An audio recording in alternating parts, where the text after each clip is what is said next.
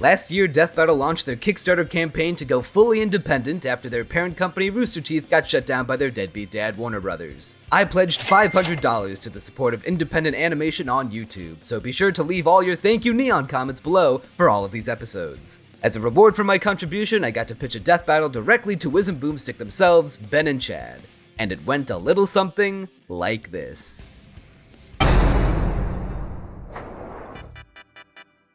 Hey, how's it going? Hey, it's going well. How about you? Doing good. Sorry we're a couple minutes late. We can go a couple minutes over. Got caught up in another call. Oh, that's fine. Just a second. And we kick these things off by saying thank you so much for supporting the Kickstarter and helping us bring the show back. It means a lot, and I hope that you've been enjoying the episodes. I have. They've been very good so far, especially Bowser vs. Eggman. Awesome. That's what I'm hyped to. So we've been back. So the general idea behind this call is floor is yours. However you want to go about talking about your matchup, go for it. There's no pressure or expectation or anything like that. We've had a bunch of different calls and each one has been different. So however you want to go about it, go for it. The main thing is we're just excited to hear why you're excited about your matchup idea. All right. Let me just figure out how to set this up. Perfect. And I am a bit of a showman type, bit of an entertainer, so if I get a little grandstanding, it's just it's part of the bit. This is okay. All right. Hello, gentlemen. Thank you for your time this fine day. My name is NeonManta, and today I would like to pitch my favorite Death Battle matchup idea: Noceda versus Boon Choi. It's a matchup that's pretty popular with the community, especially among Western animation reps, and seeing as it was in the Tournament of Champions, it only makes sense that... Wait a minute. Is that... No way. It can't be. Is that what I think it is? By God! It's Atsuko Kagari! Akko's here! The community is on their feet! Oh my God, what's she doing? Akko's got a steel chair! No! Oh, she takes her in! Oh my God! Oh, it's the okay. Yeah. Yes, Ben and Chad, you have been japed. Today I will be making my pitch for Noceda from the Owl House versus Atsuko Kagari from Little Witch Academia in an East versus West battle of young witches in training. I know a lot of the verse community is big into power scaling and calcs, but I say nuts to those virgins, because we're going to be talking about what actually matters here: themes and storytelling. While my Luz versus Bros out there are still valid, I do love Amphibia a great deal. I feel like this is just the better matchup, at the very least involving Luz. So the presentation will briefly highlight the two characters, what they have in common, why their matchup is superior to others, and how the way I envision the fight could play out should it one day become a full-fledged episode. Please hold all of your questions and Death Battle job offers until the end of the pitch. There will be a Q&A section where I will tackle your questions as best I can. Alright? Okay? Alright. Let's fucking go. Starting off, we got Noceda, the spell-raising human witch of the Owl House. Luz is a teenage girl from Connecticut who lives with her single mom and gets made fun of and ostracized at school for not fitting in with her classmates and causing all sorts of trouble, real fatherless behavior. That's canon, by the way. She has her dad died. However, her whole life is turned upside down when she chases an owl through a magic door portal and finds herself in the demon realm, home of the Boiling Isles, and a world of magic, monsters, and witches, just like her favorite fantasy stories. She meets Edelyn Clawthorne, the Owl Lady, the self-proclaimed most powerful witch on the Isles, and total con artist, who offers to teach her magic so she can become a witch, just like her favorite storybook hero, the good witch Azora. However, as the Owl House goes on to teach us, your problems will not magically go away just because you retreat into the world of fantasy, as Luz is constantly beaten down and essentially handicapped in this world. Because in the demon realm, every witch has the ability to draw magic circles with their fingers to cast spells, and this magic is stored in a bile sac that is attached to their hearts. Since Luz is a human, naturally, she does not have this witch's bile sac, meaning that it's literally impossible for her to do magic the normal way. So in true shonen fantasy light novel protagonist fashion, Luz developed her own unique way to cast magic. Throughout her adventures, she discovered secret glyphs all across the Isles. And these glyphs turned out to be the basic building blocks of magic. By drawing these glyphs on a piece of paper, or any given surface really, she can tap them and cause magic to happen. At first she only had access to the 4 basic elements: light, ice, plant, and fire. Later she discovered that she could link and chain glyphs together in specific patterns and arrangements to create new spells and new effects. creating snow, smoke, water spouts, tornadoes, flashbangs, hovering, petrification, summoning demon hands, turning invisible, and teleporting, among others. As the show went on, Luz would get super creative with her glyphs and even teach her friends how to use them, even though they're natural-born witches that can just make magic the normal way with their hands and stuff. She would fight to protect her friends, fellow outcasts, and weirdos because, as her mentor taught her, us weirdos ought to stick together. You gotta remember that will be on the test. Towards the end of the show, Luz finally was able to obtain her own palisman, which is basically a familiar that doubles as a witch's staff. Talisman contained their own magic essence, which allowed them to conduct their own magic or amplify a witch's spells. There are multiple times in the show when Luz was able to use Ida's palisman, Owlbird, to perform magic without the use of glyphs, despite Luz lacking a magic vial sac. Luz's palisman is a shape-shifting snake named Stringbean, and she allows Luz to fly on her staff like a witch's broom, can turn into different animals, and shoot big magic fuck-off lasers. Despite all the incredible magic at her disposal, the most unrealistic thing about her glyph magic is her ability to always draw perfect circles every single time without fail. Like, there's never one single point in the show, like other characters that she'll teach to will try to draw glyphs at first will just draw incomplete sloppy circles. Every single time, it's never been a problem for Luz. That is what I call witchcraft. Now, all these glyphs came from a magical, godlike being known as the Titan, whose remains actually makes up the land of the Boiling Isles. Like, his skeletal remains, his corpse, is what they all live on, like a dead giant, essentially. When Luz had a near, scratch that, full death experience at the hands of an evil witch-hunting American colonist, she came face to face with the one responsible for magic in the demon realm, the Titan himself. Using the last of his power, he bestowed his magic onto Luz, transforming her into Titan Luz, which gives her full unlimited control of glyph magic, forming them out of thin air. Titan Luz can create magic barriers, magic shouts, can rocket into the outer atmosphere, spread her magic across an entire island, and is strong enough to overpower the previously mentioned colonist named Belos, who had fused himself with the Titan's remains, turning him into a goopy, mossy magic kaiju man. Now she can only access this form for a limited time, and may or may not be able to ever use it again in canon because the Titan is dead, but you were taking characters at their maximum potential and whatnot.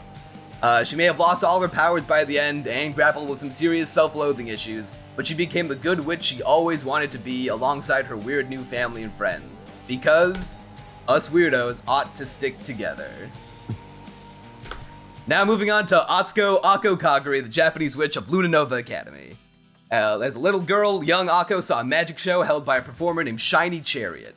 But this wasn't no rabbits out of hats magicians, it was the real deal. Akko was enamored with Chariot's performance and saw the happiness she inspired in the crowd with her magic. Wanting to inspire those same feelings in others, Akko made it her goal in life to become a witch just like Shiny Chariot. One small problem though, when it comes to witches, she might as well be handicapped. Sound familiar? Akko has so little magical aptitude that she can't even fly a broom, which is basically second nature to witches in this world. She can do a wide variety of spells like her peers, and as such, she was made the subject of ridicule by others, and her stubborn, headstrong troublemaking gets her into hot water with the Luna Nova faculty. But no matter how many times she was told she can't do it, Akko would never give up and always believe in herself, because just like Chariot said, believing is your magic. That is also going to be on the test. Akko's magic is extremely limited. Her only spell she learned how to perform consistently is Metamorphosis magic, allowing her to transform herself into a variety of different animals, including a mouse, a shark, a bird, and even an elephant with wings, a literal Dumbo. She can also alter the forms of others, such as turning a normal squirrel into a raging monster squirrel, and even take the appearance of others and just copy what they look like. There's a video game called Chamber of Time that came out after her anime that implies she later learned a wider variety of spells, like healing, fireballs, and more, but with the ineptitude that she displays, she has to drink potions in order to use them effectively, and because she was so bad at magic, Akko would not have lasted a day at Luna Nova Academy, if not for her discovery of the Climb Solace, aka the Shiny Rod. The magical staff that was used by her mentor and, her hero, Shiny Chariot.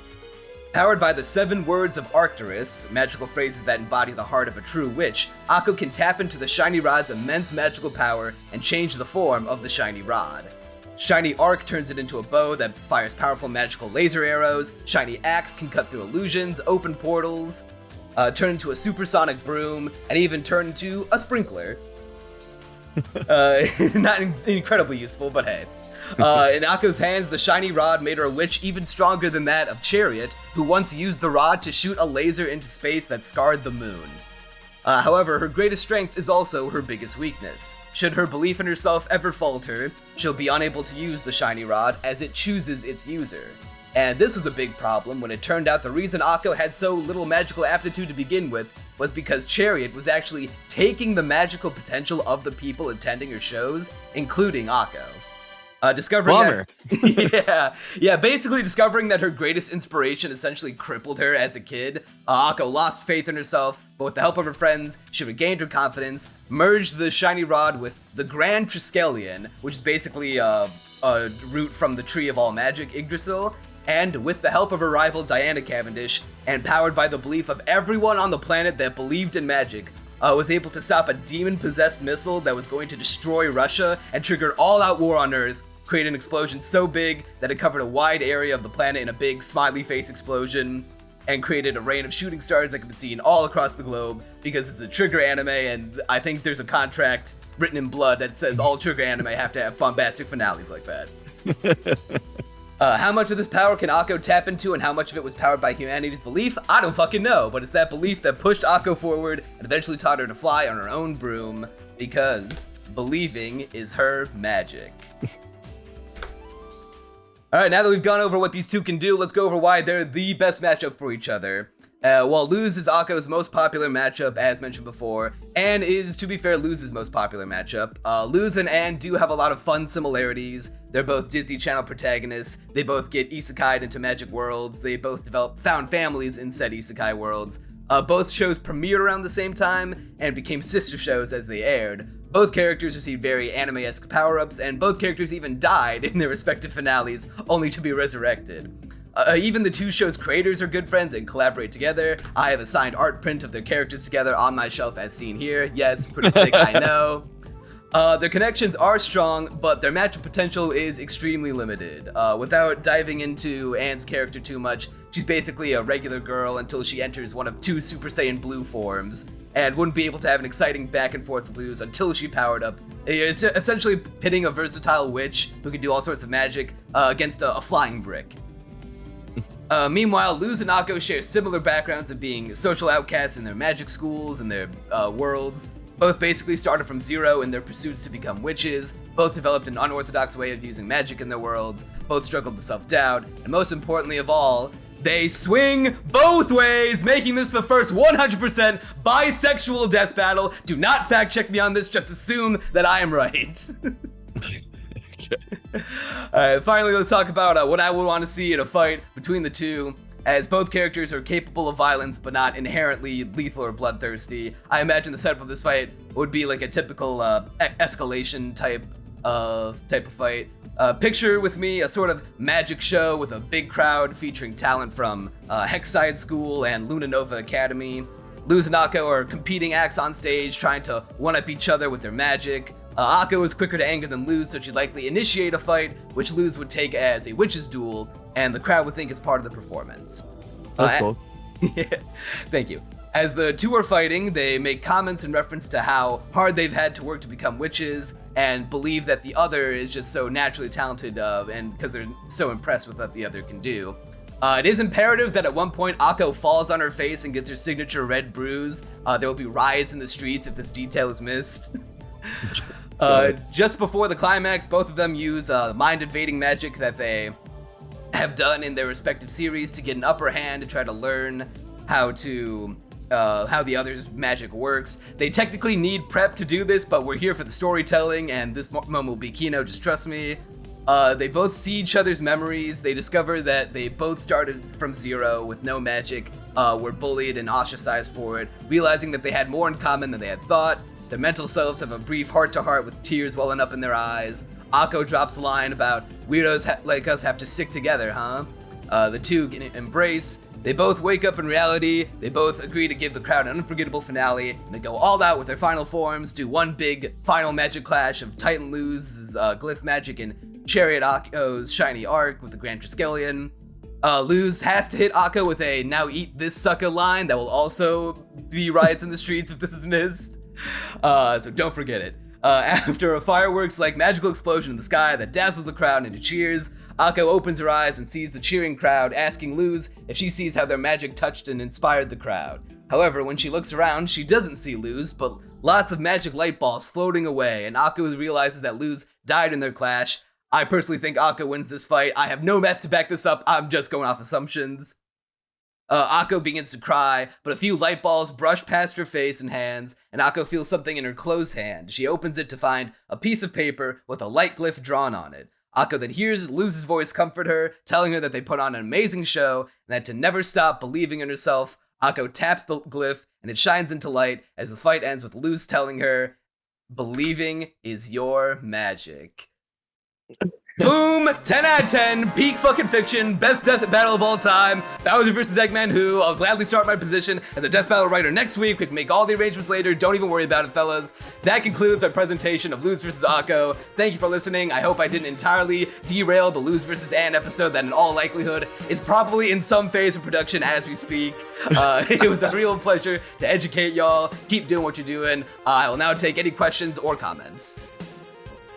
Bravo! I mean, incredibly thorough. You hit like everything that we would have probably asked you a question about. So,